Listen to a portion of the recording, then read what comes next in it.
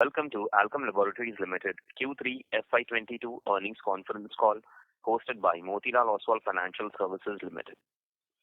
As a reminder, all participant lines will be in the listen-only mode, and there will be an opportunity for you to ask questions after the presentation concludes.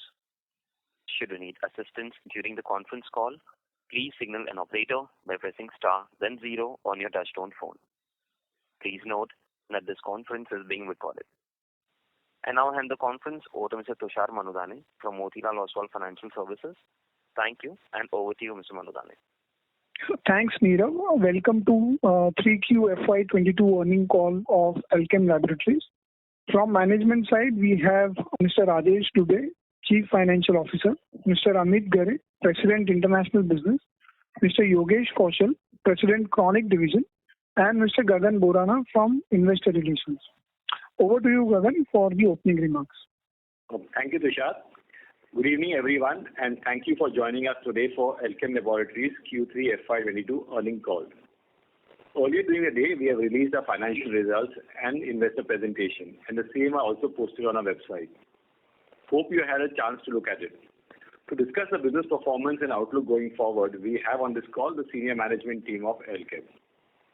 Before I proceed with this call, I would like to remind everyone that this call is being recorded and the call transcript will be made available on our website as well. I would also like to add that today's discussion may include forward-looking statements, and the same must be viewed in conjunction with the risks that our business faces. After the end of the call, if any of your queries remain unanswered, please feel free to get in touch with me. With this, I would like to hand over the call to our CFO, Mr. Rajesh Dubey, to present the key highlights of the quarter gone by and strategy going forward. Over to you, sir. Yeah, thank you, Gagan. Good evening to all of you, and thank you for joining us today for our Quarter 3 FY22 earnings call. I would briefly take you through the key operational and financial highlights of the quarter gone by, and would then leave the floor open for questions and answers. Starting with the financial performance of the quarter, revenue from operation grew by 30% YOY, driven by robust performance in India business. Despite the inflationary raw material landscape, our gross margin was almost flat YOY. This was largely on account of better revenue mix with higher contribution from India business. EBITDA margin dipped by 380 points YOY to 19%.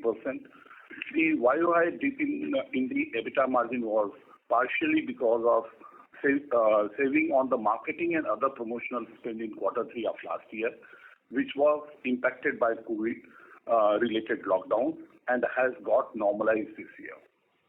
Our net profit after tax grew by 16.6% YOY, helped by tax credit on account of restructuring in the US. During the quarter, we also generated healthy cash flow, which has helped us further to strengthen our balance sheet with net cash position of around 1,500 crore as on 31st December 2021. Talking about our India business, it registered a growth of about 20% YOY during the quarter and about 35% for the 9 months of the financial year. This growth was majorly driven by strong volume growth, partially helped by COVID-19 tailwinds in our acute therapy area of anti-infective vitamins, mineral, nutrients, pain management, and gastro. Most of our mega brands continue to outperform in their respective markets, thereby maintaining their leading position. Our chronic portfolio also delivered a market-beaten performance for the first 9 months of the financial year. Our trade generic business also grew well in the quarter and the 9 months of the financial year, despite the high base of last year. Our recently launched Pulmo Care division, catering to the respiratory segment, saw an encouraging start with growth rate higher than the therapy growth rate. Moving on to our international business, our US business with quarterly sales of $77 million was down 10% YOY. This was due to significant price pressure on our base portfolio that we tried to offset by regular new product launches.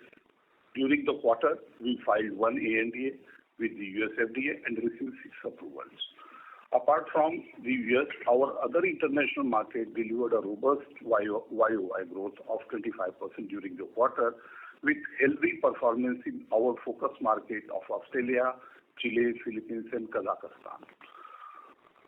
Updating on our progress in the biosimilar segment, during the quarter we signed an agreement with Theramax to develop and commercialize trastuzumab for Europe market like UK and Switzerland and also Australia. The commercialization is expected in the year 2026. In terms of regulatory inspection, all our manufacturing facilities supplying to US, barring the St. Louis, has an EIR as on date. Our new manufacturing facility at Indore is awaiting pre-approval inspection by the US FDA. With this, I would like to open the floor for question and answer. Thank you for your patient listening. Thank you very much. We'll now begin the question and answer session. Anyone who wishes to ask a question may press star and one on their touchtone telephone. If you wish to remove yourself from the question queue, you may press star and two. Participants are requested to use handsets while asking a question. Ladies and gentlemen, we will wait for a moment while the question queue assembles. Participants, you may press star and one to ask a question.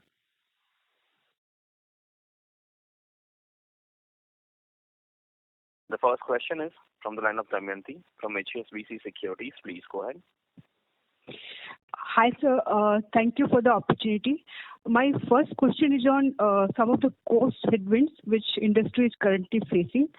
So, in your observation, have you seen any moderation of late in headwinds such as higher raw material price, feed costs, etc.? So, what I understand, Damayanti, from your question, you wanted to know impact of higher API costs on our costs. Am I Yes, correct? sir. Yes, sir. And like, how has been trend recently, say compared to last quarter? Have you seen any moderation in recent weeks or so? So, as you know, this price increase on API started somewhere start of second quarter, and we covered in our second quarter earnings call also. API prices, it has started rising up. And it was expected starting giving impact in our COGS in quarter 3 and going forward. So quarter 3 also impact to certain extent it is there, but not significant. Some impact is there. Definitely, since we ensure our raw material and packing material for at least 3 months, so whatever high-priced API or packing material we have procured, definitely quarter 4 is going to have major impact. So we feel somewhere between 2 to 3% of our margin, it may get impacted in quarter 4. As far as answer to your question, whether softening of prices has started happening or not.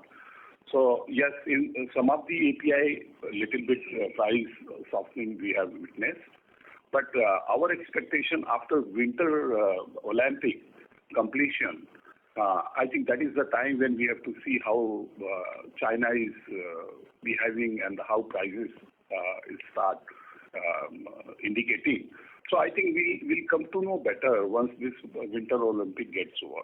But definitely quarter 4 is going to have impact of higher API prices and ultimately impacting our margins also.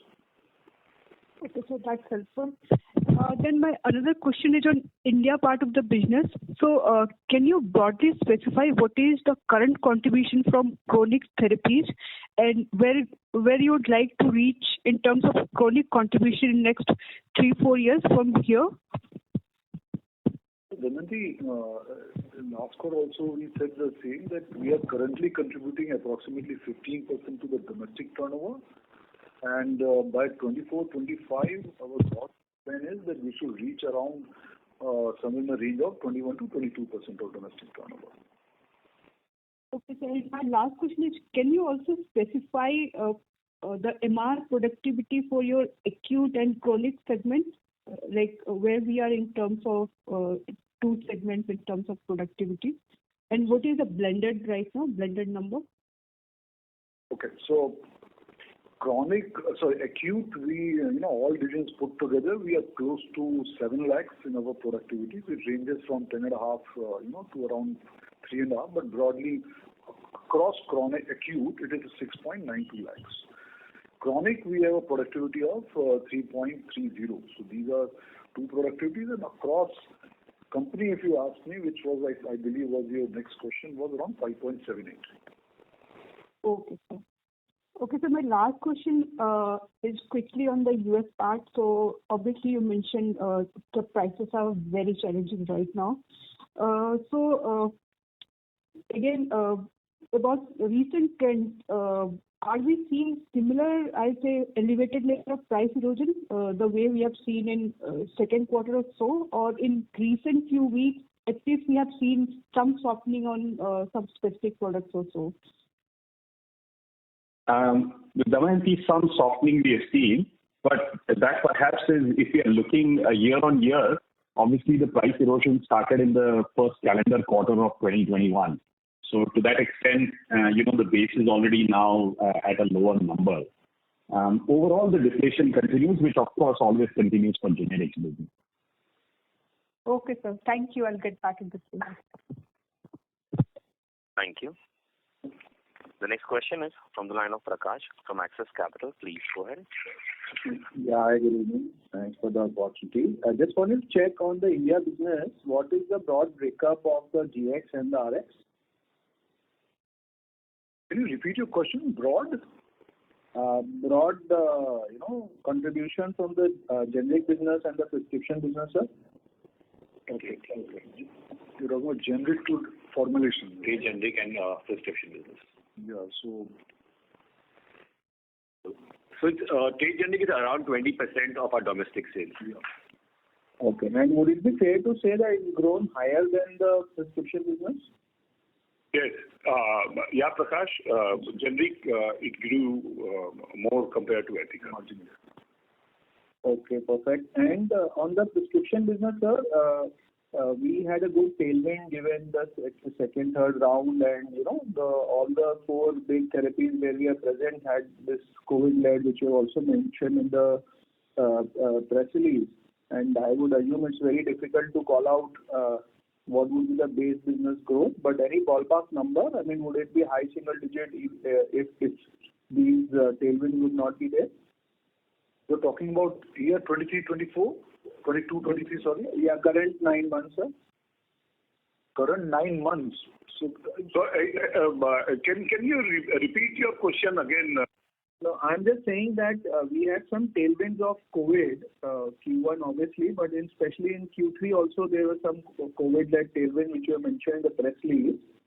Just trying to understand if COVID was not there, what could have been the base business growth, and how do you expect it next year given the high base you have?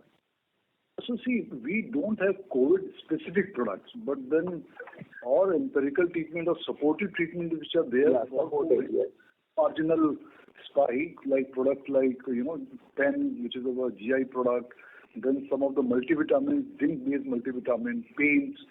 So there is a marginal impact, and of course, in the first 2-3 months, we had a good positive impact of antibiotics. So overall, there is impact of COVID on our business. But if you ask me specific to third quarter, then not really much. There is a marginal impact of COVID, not much. Yeah. Now your next question about how is next year we foresee. So very difficult to predict so far. But whatever some of the analysts they have done some working, we see around if you remove COVID impact business in the current year, or if you include COVID impact and then plot the next year, I think the industry should grow at around around 8 to 9% types. That's my stretch number, I would say. And we would, as a business, we would try to outperform the market growth. Okay, fair enough. And second question to Mr. Amit on the US filings. So filings are about 9, approval rate is about 18 with 3 tentative. how do we feel, numbers obviously don't matter much, it's the chunkiness of product, but how do we feel with this base next year should pan out for us in the US? Prakash, next year, in terms of filings, I know your question is on the revenue, but just on the filings, the ambition will continue to be in that 12 to 15 range. And in terms of, launches, which will, of course, has helped the current year and will help the next year, we've had a good number of launches this year, and we are very optimistic in terms of, growth going forward for next year. That was a real question, I understood. Also, with the price erosion, we have come to a certain base, and now with new launches and ramping up of existing products, would it be fair to say that the chunkiness or is not there anymore with most of the products, and we could grow double digits? Would that be fair understanding? Look, the objective would certainly be that, to grow in double digits. It now totally remains to be seen in terms of how good our launches perform, what kind of market share we get, and also remember the price deflation for all the new launches is always higher. So if it's a day one launch, it's a rapid price deflation. Day one, 81 launches. If it's a follow-on launch, it still results into a fairly rapid, price deflation compared to the legacy business. So keeping all that in mind, however, yes, we are optimistic for a good growth going forward. Okay. And lastly, to Mr. Dubey, given the strong cash position now, how are you thinking about, adding some, using the cash? Because, in the last 1 month itself, we have started to see some small acquisitions. I know as a company, we have not followed that path, but what is the thought process now, and how do we use the cash? Prakash, we have replied various times. In fact, whatever cash we have, it is for our business expansion, and of course we are paying reasonably well the dividend also going forward. So when I say future business expansion, beside organic, inorganic opportunities also, we definitely will consider if we get it right price. But we want to do any inorganic after having complete details and considering pricing of opportunities. So definitely we have plans for cash available with us, and in any case we'll keep on giving dividend the way we are doing right now. Any major capex plans, sir? Sorry? Any major capex plan? No, capex guidelines we have already given to you. This year we are going to have somewhere close to 400. Next year between 400 to 450. And after that, I think we'll be somewhere 450 to 500 kind of. Okay, sir. Thank you and all the best. I'm talking normal capex. It's something. Yeah. Nothing new, no new major project as such. Yeah, not very specific, but we may be requiring domestic facility, say, after 2 years. Perfect, sir. Thank you. Thank you. The next question is from the line of Kunal from Edelweiss. Please go ahead. Hi, good evening, and thanks for taking my question. So my first question is again on the India business growth. I think you did mention that the market will grow at 8 to 9% next year, and you would like to grow above that. So while I understand this, I think this year you have beaten the market hands down, because I believe the COVID allied treatment or drugs you have been very successful this year. So I'm just wondering that on this base, do you see a growth actually tapering down very sharply next year? Not really. See, this year, particularly, the antiviral treatment was restricted. Okay, so it is mainly antibiotics and all which were sold. So yes, there will be some tapering which will certainly happen. There's a reason the market traditionally, which has grown by 9.5 to 10%, we are talking about around 8 to 9%. So there will be certain tapering in the market, and so is business. So our objective will remain to outperform the market. Even on this base, sir. Yes, and I think no one's reported a 20% year-on-year growth in this quarter. Yeah. So on this base also to grow, maybe, at 9-10%, you think it's doable? Yeah. So see, we are not saying that we grow at the same pace, but we are saying we'll be outperforming the market growth. Sure. Sir. Yeah. So my second question again is regarding India. So, WPI this year is in double digits. I understand you have maybe 25-26% of your portfolio under price control. So should we, so what has happened typically? You would take the full 10% or 11% kind of price growth next year? Yeah. So we'll try to see that we take the full benefit of WPI price index. Yeah. Sure. And if WPI is over 10%, so you can take over that. Let's say it's 15%, you can take 15% price growth. That won't be, it is in the range of around 10% or so. So that should be the impact on our overall pricing benefit, not 15%. Okay, sir. Up to 10%, fine. And just one more clarification. So Mr. Dubey mentioned that you will see around 2 to 3% impact on gross margins in the next quarter. So did you mean 2 to 3% on a 9-month FY22 base or over Q4 FY21? No, I was referring to Q4, not 9 months. 9 months, it has already gone. So we have margin more than 60%.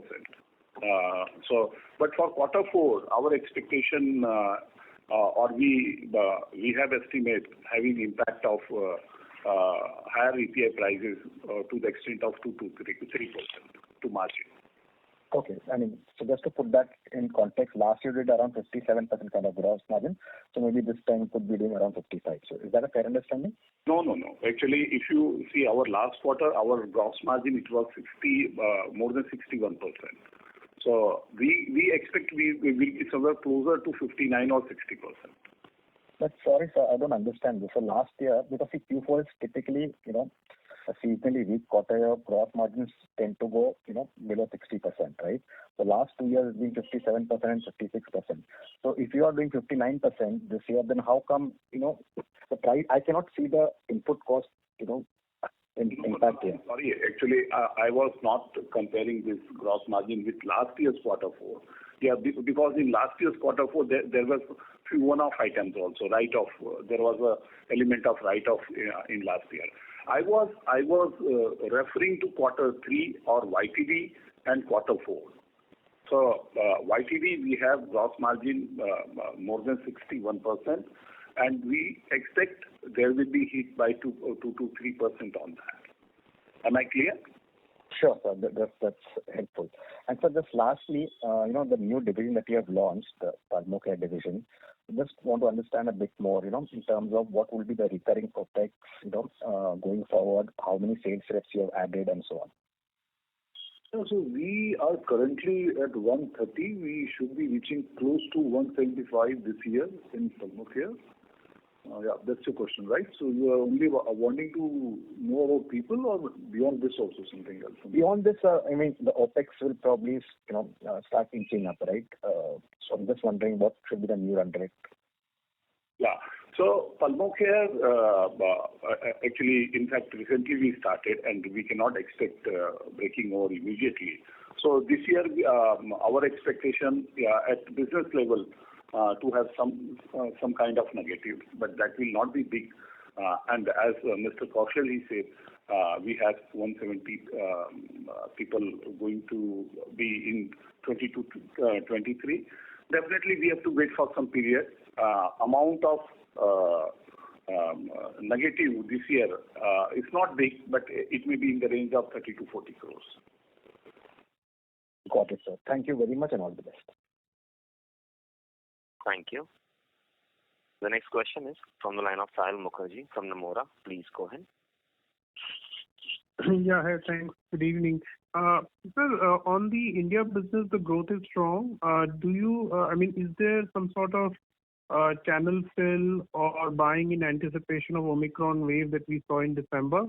Or you think December could have equal, this quarter would have equal strength given the Omicron cases? Sayan, we don't see any major panic buying even in December or January also because of Omicron. Possibly some element it will be there, but we don't think any significant impact is there. Okay. And have you seen any significant impact this quarter? I mean, so far, the month of January, for instance, where we have seen a lot of cases? So as I said in the beginning, this year the impact of Omicron is not on the core antiviral kinds, but some impact you can say very minor, very difficult to evaluate so far. But pain and your zinc preparations and anti-ulcerants, they may have minor, but not to the extent what was in the second wave. Sorry. Mm-hmm. Yeah. And sir, can you just talk about volume growth and price increase expectations that you have for the India business? Typically, like, of course, next year may be slightly higher on pricing, but typically what's the kind of price and volume combination that you're seeing for your business? So, you want to know, Sayan, for this quarter or? I don't know. I mean, maybe we can, because there's COVID-related demand sometimes, so it sort of may skew up things. But I just want to know, like, going forward, on a normalized basis, what is your expectation of how much of the growth you generally expect from pricing and how much from volume? Pricing, as you just a few minutes back, Mr. Kaushal, he indicated this time we have advantage of WPI also. So, and wherever we get opportunity, definitely we are going to take rise in price, but straight away we cannot apply all across because we have to see ultimate price, our price vis-a-vis our peers' price and all this. But generally, our price increase is in the range of 4 to 5%. Definitely, this time it is going to be a little bit more.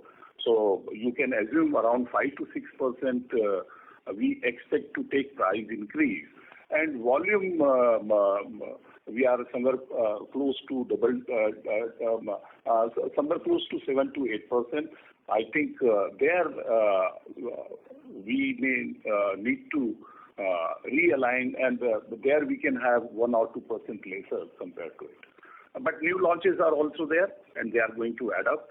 So definitely we are going to outperform market. Okay. And sir, in the US, so there is this decline that we have seen. So what exactly happened sequentially? Because this looks to be a steep decline. Any specific product you faced price erosion? If you can give some granular details on this dynamic. Yeah, fine. So, obviously the loss of market share in the previous quarters certainly is one of the factors that was responsible. The new launches that we had again in the previous quarter have gone through again a major set of price deflation. So, obviously the base business itself for the previous quarters compared to the current quarters, there has been the overall deflation. And that was obviously not offset by enough launches during the quarter, enough launches from a value perspective. So I guess that's the reason for a quarter-on-quarter decline. And just one last question. I think in your opening remarks regarding the tie-up on biosimilars, did you say you look at commercialization in 2023, or I got the year wrong? 26. Yeah, 26. 26. Okay. Commercialization is going to happen in 26. And when do you expect the filing? 25, is it? Calendar 25? Yeah, 24, 25, I believe. Okay. Thank you. Okay, thank you. Thank you. Participants, remember star and 1 to ask the question. The next question is from the line of Nitya from Sanford C. Bernstein. Please go ahead. Yeah, thank you. I had just one question on your outlook for trade generics in India. There's been a fair amount of interest in the recent past. 3 or 4 of your large peers have launched divisions. Health tech companies have also been talking about pushing more of private labels, not technically trade generics, but along the same lines. So how do you see this shaping up? Do you see this as a threat to Alkem's position in trade generics? Do you see this as a threat to branded generics if broadly this is a zero-sum game? Or do you see this as something that's expanding the market itself? Just your thoughts on how you see this business shaping up. Sure. So I think trade generic will largely play, in a business of penetration, because the prescription market, if you traditionally see a prescription market, it is largely in, metros, class 1 and class 2 suburbans. And below that, it's still 60% odd population. We don't have a reach of medicine. So what we usually work on a channel management where they reach out to those places where traditionally a trade business a prescription business may not reach. And strategically also as a business, we do not encourage within business also Alkem to see if there is an overlap between our brands and generics. So that we maintain that line of differentiation between branded and generic. But I don't see really personally, if you ask me from the professional input, I don't see on a short or medium term any threat to branded business through generic, because long way to go for generic to have a threat on prescription business. I hope I'm able to answer you. Hello? So the line for the participant dropped. We move on to the next participant. Yeah. The next question is from the line of Yash Khanna, Mithod Financial Portfolio Management Service. Please go ahead. Yeah, hi team, and congratulations on a good set of numbers. My first question is on the US business. So our business was around 1,200 crores approximately in FY17, which is now around 2,500 odd crores. And so we have kind of doubled in 4 years. So my question is, in how much time do you think, from here we can double our US business? And, what will be the growth drivers? Because as we are seeing that the oral solids market is becoming more and more competitive. So, do you think we might need to venture into other dosage forms, or is this growth engine enough? Sure. So I don't want to predict when we'll double from here. The base is already pretty high, and this year we are, flat or currently actually in a degrowth on the 9 months. So for me to give you a number of years for doubling from here, very difficult. As far as your second part of the question is concerned, number one, we don't just sell oral solids. So as you know, we do sell powders, liquids, semi-solids also. Nasals. So, even though that's a small part of our portfolio, so I understand probably what you're asking. As our CEO has, said in the past investor calls, we are, investing into some of the other, more difficult generics. It takes time. The gestations are high, as you know, on this side of the business. So it will take time before some of those, start coming into the commercial side. But definitely for our company going forward, there are very clear plans of changing our product mix, more than dosage form mix, let me say the product mix. There may be some other dosage forms also we may look at investing. And certainly biosimilars is one area that we've talked in the past that we invest. All of these, though, may take, at least 2 to 3 fiscal years before we start seeing them on the commercial side. Oh, fair enough. That's helpful. My second question is on the MR productivity side. So I think you just mentioned to the previous participant that our MR productivity on the chronic side is around 3.3 lakhs. So I just wanted to know, what would be the MR productivity of, let's say, your top best performing 20-25% of the MRs on the chronic side. So where I'm coming from is, eventually the others would move towards that range, right? So what is the broad 20-25% top MR range, productivity range? So in chronic also it ranges because we have been expanding year on year. So, so all those who are relatively new in the business in chronic, say around 2 to 3 years, There the productivity range will be somewhere between 1.5 to 2.5. But those who are little senior in the business, 6 to 7 years, our productivity range is as high as 10 lakhs in chronic also. So it can average out from 10 to say 1.5, and thus it comes to 3.28. Okay. So the top performing are around 10 lakhs also. Yeah. There are quite a few people who are in a range of around 10, 9.5 also. Okay, and the others would eventually move towards that range. Yeah, because they are literally new. We keep on expanding for last 3-4 years. So yeah. Once finally will come to a reasonably good level of productivity. Okay, fair enough. One more question. So this quarter, I think we had 2 interesting press releases. And one was about the exclusive agreement with Johns Hopkins University, and one other one was about the launch of some patent technology for the treatment of diabetic foot ulcers. So how are we thinking about these tie-ups, and what does this bring on the table for us? So as far as the launch of foot ulcer is concerned, I think still launch it has not gone. Actually, the filing with regulatory is yet to happen.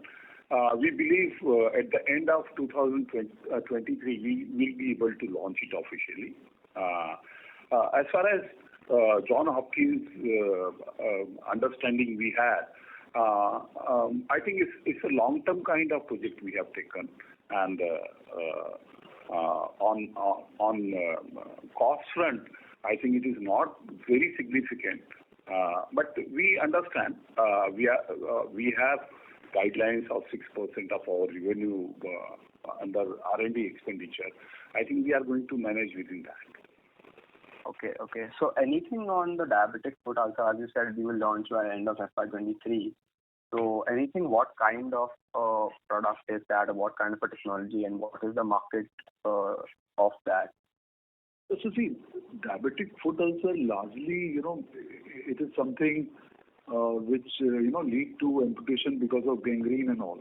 So this is not a treatment of gangrene. So what it does is, when there is an initial damage because of foot ulcer and the wound gets deep, okay, so doctor treats wound and he tries to see that it doesn't reaches gangrene level. So this is pre-gangrene level treatment, wherein doctor will try to heal the wound and then give a patch so that cosmetically the foot or whichever part the ulcer is formed, it looks cosmetically good, so aesthetically good. That's the basic objective of this treatment. So wound healing and preventing further damage of foot. That's the basis or genesis of this product. Okay. So ideally, it's like it's a mass problem, or is it a very niche problem that happens to some people, or it's like most of the diabetes patients eventually do get this issue and there's no treatment to this? Not most of the diabetics, but there are a good number of diabetics uncontrolled at a later stage of life will have a tendency of foot ulcer first, and if not treated initially can lead to gangrene and amputation. So you have to treat these patients pre-gangrene level, and there are a good number of cases. This is not too niche also, but relatively I would say it's a niche market. Okay, and there's nothing else in the market right now related? So far there's nothing. There are treatments for wound healing. Okay. Post wound healing, can any product give a cosmetic look similar to that of original skin? This is the first of its type. Okay, that's amazing, and that was helpful. Thank you, team, and those are my questions. Thank you. Participants, you may press star and 1 to ask a question. The next question is from the line of Nitya from Sanford C. Bernstein. Please go ahead. Yeah, thank you. Unfortunately, my call got dropped, so I didn't really get to hear the response, but I'll ask a follow-up anyway. As the trade generic part of your business continues to grow faster and becomes a bigger and bigger part of your portfolio, I assume it's at a slightly lower EBITDA than your branded generic business. Do you see an adverse impact in EBITDA therefore? Yeah. So, Nitya, you rightly said, compared to our ethical business, EBITDA and margin, it is little bit on the lower side. That's very true. And of course, business mix, if trade generic is on higher side, definitely it impacts our margin. But let me tell you here, we have opportunities there also to optimize our margins, and I think we have reasonable margin in our trade generic also. Reasonable good margin.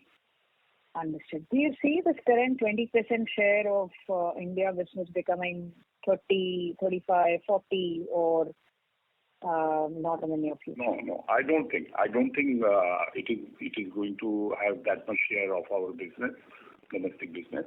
Right now it is 20, and we don't see it is going to increase substantially in coming few years also.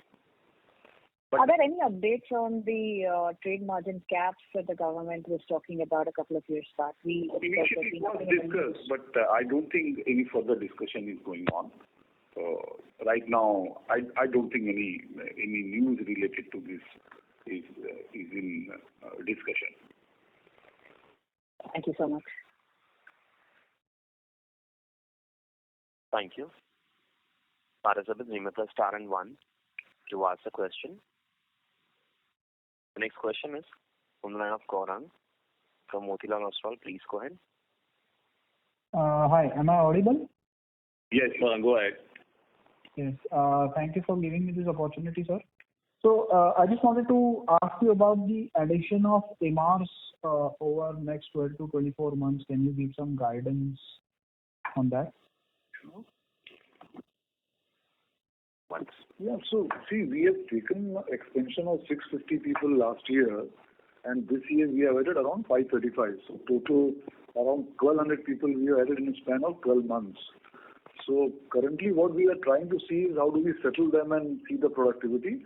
But management is not averse to any opportunity. If it comes, we are open. So maybe, some expansion might happen in those businesses which is need-based. As of now, for next 1 year, so far we are not seeing any, don't see any opportunity of launching such full-fledged divisions.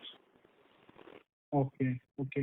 And so obviously these additions of MRs over the last 2 years must have significantly affected the productivity, which you highlighted was around 5.78 lakhs. Correct me if I'm wrong. Yeah. So how do you see this trend moving forward? Yeah, so see, there's a reason some of your colleagues previously asked me a question about our confidence of next year growth. So, these are the people who will certainly add to business. But yes, there will be some dilution of productivity. So it may not reach that level sooner, but they will add to the overall volumes. It's reaching that productivity will take a reasonably good time. So we can't predict, but, it will take time.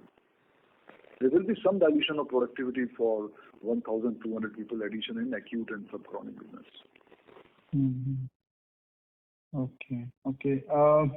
Again, on tax rate, what would be your guidance on the tax rate? So tax rate, as we discussed, this time we got advantage of recognition of deferred tax assets in Q3, and that's why if you see our result, it is instead of expenditure now it is income. But for this year, I think we'll be somewhere close to 3.5% to 400 effective tax, provided. Again, since now this budget has come out, and there are few items which needs to be considered, so I have not factored that. So in normal course, we expect our effective tax rate somewhere close to 4% this year. And for next year and onwards, we have already given guidance of effective tax rate of 10 to 12%. Oh, okay. Thanks. One more thing I wanted to ask was on this. Like Duexis, are there any other niche product launches you are targeting over next, let's say, 12 to 18 months? Gaurang, I wouldn't like to comment on that. Okay. One more thing on this biosimilars. So, what would be our investment till date in for this business, and how do we see this going forward? So, Mr. Garat, do you want me to reply this? Yes, go ahead, sir. Yeah. So, composite our investment in biosimilar, OPEX, CAPEX, and clinical studies and everything is in the range of 725 crores. Okay. And how do you see this moving forward? What would be the let's say for next 1 to 2 years? What would be the additional investment you would be doing? We don't see any major investment going forward. Of course, revenue stream has started at our biosimilar facility also. But I think for some period, some kind of support is needed. We don't expect any major significant further support, but somewhere close to say somewhere around 80 to 100 crores kind of further support may be needed before this business starts generating positive. If I can add, Mr. Dubey, I think on the overall R&D investments, we will stay true to our 6% revenue ambition or guidance that we've given. And please remember, because our revenue keeps increasing every year, the absolute investment in dollars or rupees keeps increasing. And obviously, we'll allocate that 6% amongst all the R&D that we will take. Absolutely. Thank you, sir. Sorry to interrupt you, Gaurang. I'll request to come back in the question queue for a follow-up question. The next question is from the line of Rahul Jivani from IIFL Securities. Please go ahead. Hi, sir. Thanks for taking my question. Now, fourth quarter is seasonally a weak quarter for us because of the seasonality which we have in the India business, and that leads to some sort of a margin moderation for us during the fourth quarter. Now, for this fourth quarter, we are talking about this incremental 200 to 300 basis point of margin impact being there on account of API cost increases. So how are you looking at the overall company level EBITDA margins for fourth quarter, given that for the last 4Q, so 4Q21, we had reported a 17% kind of a margin, excluding the inventory write-offs which we had taken. So for this fourth quarter, do you think that the margins can go down below 17%? Yeah. Rahul, you rightly said quarter four is going to witness heat from increased material cost, and definitely that is going to have some impact. Fortunately, in quarter four, and you rightly mentioned quarter four normally because of seasonality, it is weakest quarter for us. But I think trend, what it is indicating, I think we are going to have reasonable kind of quarter. And as far as overall EBITDA margin for the year is concerned, so we are not going away from our guidance, and we'll be somewhere close to 20, as we said in our earlier call. So rest of the thing you can work out backward and see. So you'll see we are not far away from what it was last. Sure, sir. And how are you looking at margins for next year, given that obviously there is some sort of cost pressure on the API side, but the India portfolio for us next year would benefit from this 10% price increase for the WPI or the NLEM portfolio. And given a sizable part of our India business is under price control, how should we think about margins for FY23? So right now, Rahul, we have to wait and let this winter Olympic get over. Let's have some feel on pricing trend of material. I think we are keeping ourselves away from giving guidance on margin for next year right now. I think we'll be having some more clear picture once we sit for quarter four, and that will be appropriate time to indicate on margins. But sir, on a broad basis, you think that the API cost challenges or the API cost pressures which you will see, that will largely be offset by this price increase which you will have on the NLEM portfolio? Rahul, actually, I don't want to speculate. Actually, there are various levers where you can work towards. But I think at this moment, it will be a speculative kind of statement from my side. So my request to wait for some time and let some visibility come to material prices, and we'll be in better position to give you further guidance. Sure, sir. Thank you. That's it from my side. Thank you. The next question is from the line of Vishal Tanvi, individual investor. Please go ahead. In our last calls, we are talking about... Vishal, sorry to interrupt you. You're not very audible. May I request you to speak through the handset? Yeah. So in last 3-4 calls, we are talking about that we did expansion in management productivity, and so just I wanted to understand, if I go to in last 5 years, how many managerial person we have added, and what is the productivity? How many reps we have added and what is the productivity, new added productivity through new representatives? That's what you're asking? Yeah. So see, we are no different than the pharma trend, because when we add new people, normally you will see it is because of, for a large division which has multiple brands. So it is not new launch of the division. So when we expand, our expansion objective always remains, to build large brands bigger. So, so Clavam and Pen together, so we create a Pen division and a Clavam division. But yes, when we take a growth of around, say, 10 or 11%, so new productivity added on that, this is, I can say, roughly around 1 lakh or so, 1.25 comes from a new person who joins. Okay. And if I take that, if I put that in FY16, 17, 18, what was the actual number and how much we have added? So can you give that number from FY16? We will come back. So far we have not done this analysis. We will surely respond. Vishal, you can, call me after this, call, and I'll give you the numbers for that. You don't have the data with us for the previous years. Yeah. Okay. Thanks, sir. Yeah. Thank you very much. The next question is from the line of Prashant Kothari from Pictet Asset Management. Please go ahead. Yeah, hi. So I just wanted to understand on the margins thing again, because we have been guiding for some years that our margin should be kind of trending up by about 100 to 150 basis points every year. Is that guidance kind of being a bit more doubtful given what is happening externally in terms of API price environment, or do we still kind of stick by that for the medium to long term? Actually, just now, I reaffirm our guidance given earlier. So for the year, we have given guidance of our EBITDA margin somewhere close to 20%, and we expect we'll be able to meet that expectation. Of course, increased material cost is going to play a role in that. But we understand, and we are confident we'll be delivering whatever guidance we have given.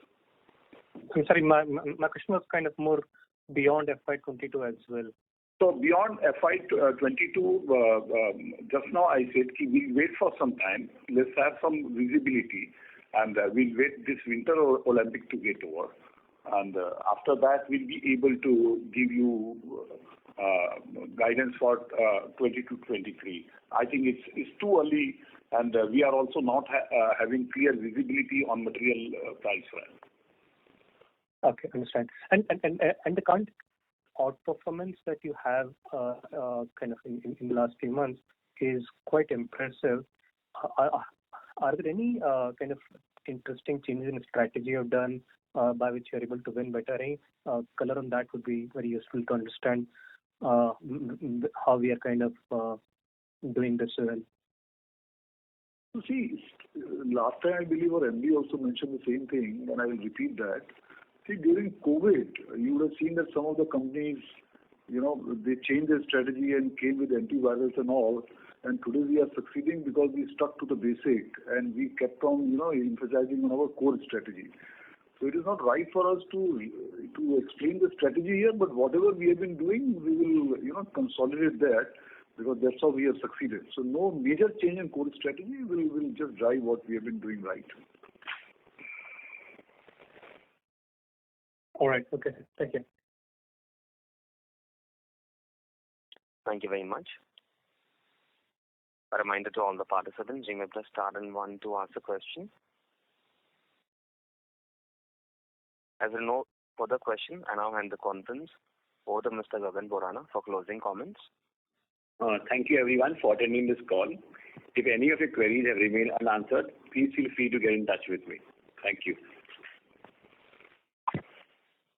Thank you very much. On behalf of Motilal Oswal Financial Services Limited, that concludes this conference. Thank you for joining us. You may now disconnect your lines. Thank you.